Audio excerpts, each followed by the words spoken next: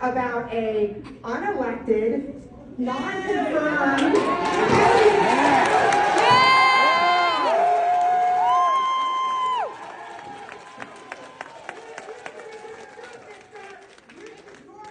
as one of the checks and balances of our nation. Yes!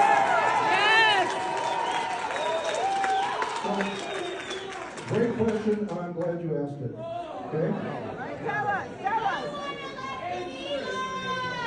Okay, I am very glad that someone is looking at all of the waste.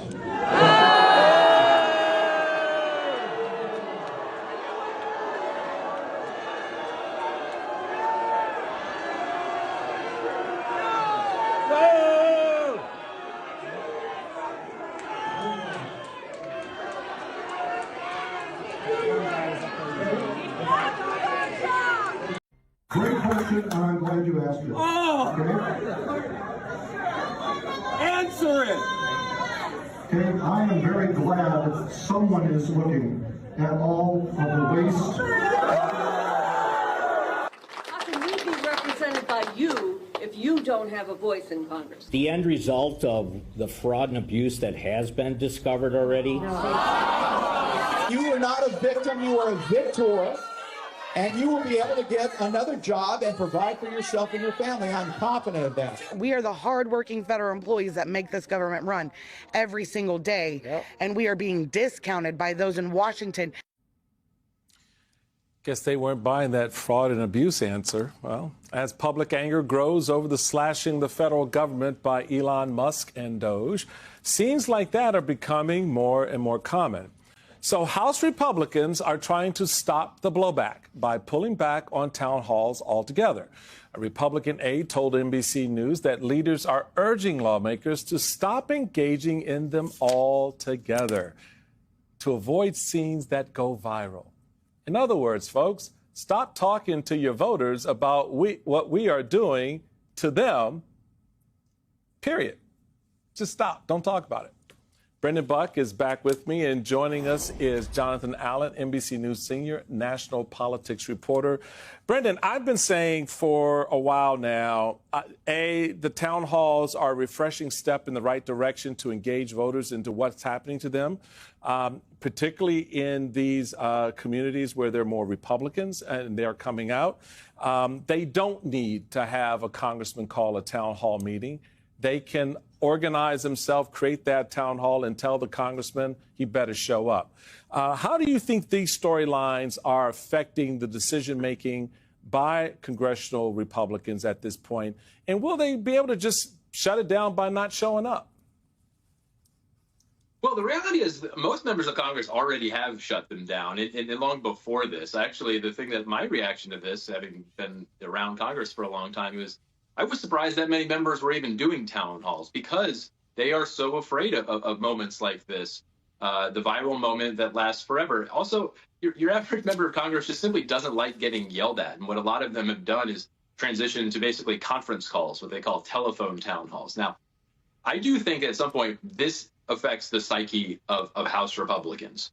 I'm not saying they're going to start protesting Elon Musk. I think a lot of them are going to claim that this is a bunch of astroturfing and all fake and set up by liberal groups. But at some point, they're going to realize that there is something going on out there, and it is probably reminiscent of what happened 8 years ago when the resistance started. You saw very clearly that there was an energy, and as you know, midterm elections are all about enthusiasm and energy. And if the other side has it, that should be a wake-up call for them. I don't think they're going to learn a lot of lessons. I'm not saying they're going to change what they're doing, but at least this is going to, I think, open their eyes to the fact that people are paying attention to what's going on. Well, people are paying attention, I think, in large measure, Jonathan, because they're feeling this. This is landing on their doorstep. They got the email, don't come to work tomorrow. Right? I'm sorry. I love this whole play, by the way. So Elon Musk and Donald Trump tells all federal workers, get your lazy behinds back to the office because you're not doing anything at home.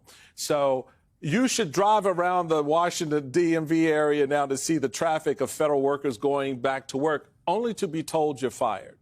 And that speaks a lot to what you've been writing about the absolute chaos that DOJ is sowing. You've got this the great piece out where, you know, one official at Veterans Affairs described absolute chaos with Trump political appointees afraid to misstep and incur backlash from either the White House or the public. So how does this work? How does this even pretend to be something that's functional? Well, can I first just congratulate you and your producers, Tina and Robert, for having Brendan Buck on the show, because Brendan was there in 2010 during the summer, the Tea Party summer, when the town halls, first got really hot. Don't we, Brendan? But there's an important, but this is an important point that Brendan was making just a moment ago.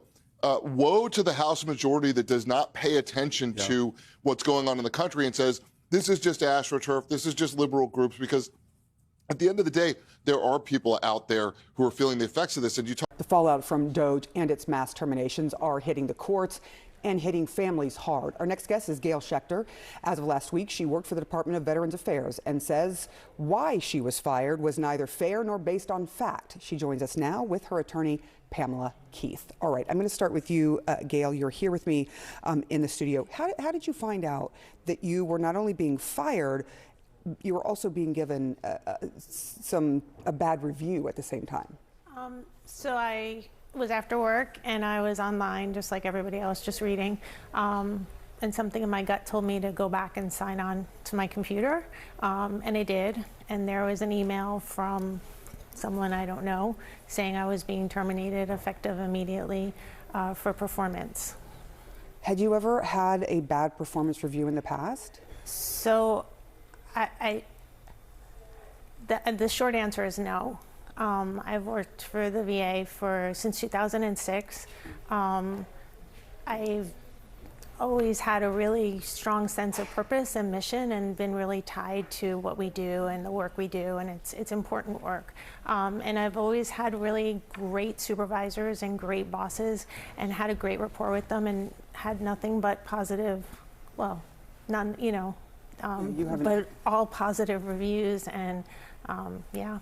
So ultimately, there was a determination made by someone somewhere. Did you see a name on this email? Was there any indication of who it was? Did it say DOJ, or did it say Elon Musk, or how did you know who was sending it? So it was signed by someone in Human Resources who I don't know. Okay. But I called my boss right after and I said, what's going on? And he had no idea.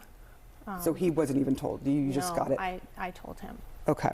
Let me go to your attorney, who is also with us. Pamela, is this sort of being sent out like a, I don't know, cover letter where the names are changed and they're just saying poor performance and it's an excuse? Are you seeing this happen in other cases? Absolutely, Sarah. What we're seeing is that a form letter was drafted. The words may be slightly different depending on the employee, but basically all of these letters are accusing all probationary employees of being poor performers because our regulations protect government workers.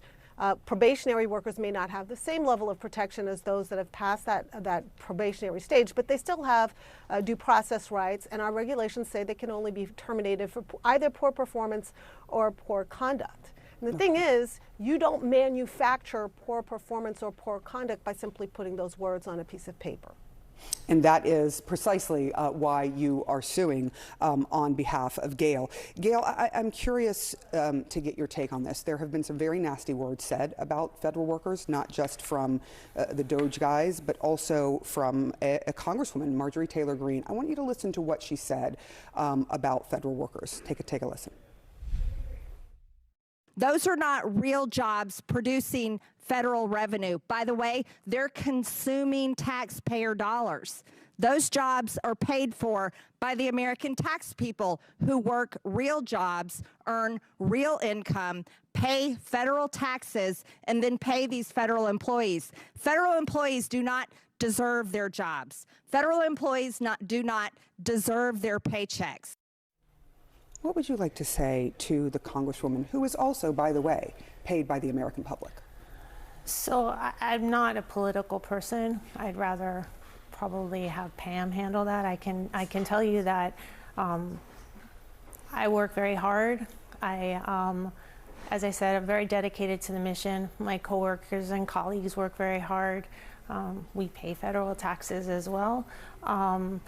But what James Carville is referring to is this huge drop in support for President Trump and for Elon Musk and what he's doing at Doge. So there were a bunch of polls that came out. CNN has 2-to-1 people are upset about Musk having such a prominent role in the government. Trump's approval rating is down 5 to 7 points across 4 of these big polls. He's underwater on managing the economy, which is obviously what handed him the presidency, 8 points underwater. And then in terms of how the public is feeling, not only reflected in those numbers, did you see those town halls that were going on last night? So Rich McCormick in Georgia, safe seat, people booing him, catcalling. They're concerned with everything from spending cuts to what's going on with Doge to that Donald Trump is becoming a tyrant. Cliff Bentz in Oregon, similar reaction. This guy, Tony Balderson, he's in a Trump plus 18 district in Ohio, saying Trump's executive orders are getting out of control. They are hearing from the American public that what is going on from the Oval Office to CPAC, which is, you know, Pam Bondi being at CPAC seems like a politicization of the office, to say the least, is not what the American public wanted. They wanted someone to come in to get the economy back on track. That hasn't been happening. They wanted a different vision of getting rid of illegal immigrants. They wanted people who are actually convicted of crimes to be the ones getting kicked out, not just picking up anyone who speaks Spanish. So that's what Carville is saying, and I think it's good strategy. Let it happen. You know. So, folks, the protests keep getting worse. They keep getting worse, and they're happening in both, like, the literal protests, but also protests in the media. Like, you've seen a lot of Trump employees or government employees, people working under the federal government, being laid off by Trump, fired by Trump, in some cases just utterly illegally, at least in the opinion of some lawyers. But in other cases, it's like, whether it's legal or not, it's a scummy thing to do, and it's not what Trump was elected to do. He wasn't elected for mass firings. Look, some Republicans in the past have run on, I'm going to fire public servants. Some Republicans have run on that ideology before. Like, I'm a small government guy, and I'm going to do all the big cuts, and I'm going to cut Social Security, and I'm going to cut health care for the poor to give tax cuts to the rich. Some Republicans have run on that, honestly. Usually they lose when they do. So what Donald said was, I'm just gonna lie. I'm just gonna run on a platform that, in economic terms, isn't strictly a hyper right wing. Like, I'm gonna run on hyper right wing cultural issues, but I'm not. I'm gonna say I love Social Security, Medicare, and Medicaid. I'm gonna leave those alone, and then once I get in, I'm just gonna cut them.